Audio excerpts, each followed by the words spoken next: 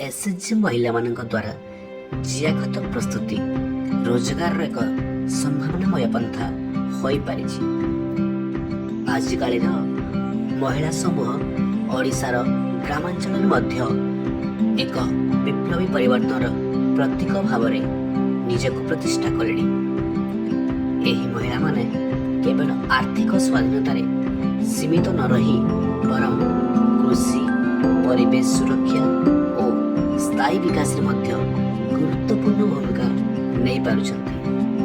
जिया खत जहाँ आम इंग्राजी भर्मी कंपोस्ट कहूँ, एसएचजी महिला माने निज हाथ में तैयारी करी कृषि को रसायन मुक्त करी आम धरणी माता को सुस्थ रखिबारे साहाय्य करुछंती।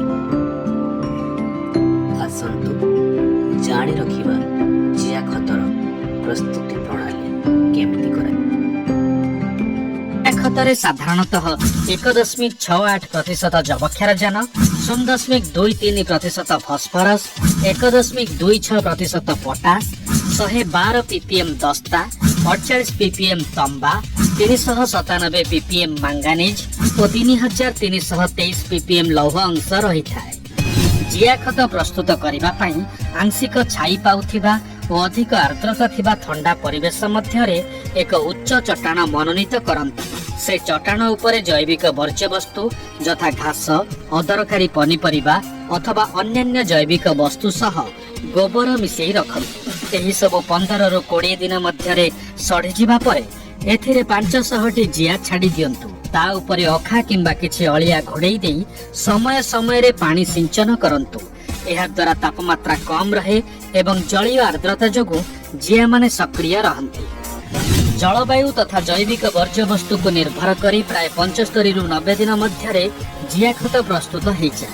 प्रस्तुत होइथिबा जिया खत को एकाठी गदा करी देले 2 रु 3 घंटा मध्यरे जिया माने खत गदार तल अंश को चली जाती एवं एही जिया माननकु नै अन्य एक अधासड़ा जैविक सज्जार छाड़ी देले से माने पुणी सक्रिय हो उठंती। एबे ई जिया खत को खरारे सुखे ताकु चालुनी रे चलै पैकेट करी रखंतु। इटा किंबा सीमेंट रे तैयारी टांकी रे जिया खत प्रस्तुत करिबा बहुत भल। एथिपाई 3 मीटर गुणन 1.5 मीटर गुणन 0.7 मीटर रो एक टांकी तैयारी करंतु। टांकीर चट्टाण सामान्य गड़ाणिया हेबा उचित।